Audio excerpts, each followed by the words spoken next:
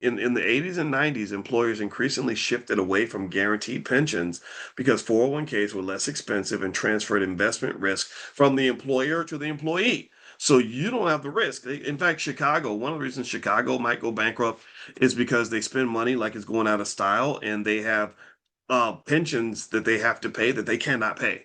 They do not have the freaking money, right? So it really is going to become every man, every woman for himself. And if you want to know, like in Chicago, a lot of people are mad at the mayor. He's a black dude. I go to other cities and people are like, yeah, I like that mayor in Chicago. He was really sticking it to Trump.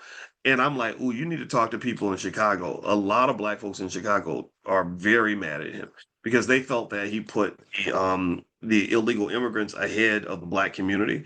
And so they like the black people are like, wait, you're giving hundreds of millions of dollars to take care of people from other countries, and we've been asking for that same money for years, and you never gave it to us. You shut down our schools so you can let some other people have it. Right? It was just stuff like that. That's how they feel. I don't know. I don't. Chicago politics ugly. It's corrupt. I don't participate, but I watch, and what I observe is that there's kind of this interesting relationship that occurs between the black community and Chicago politicians.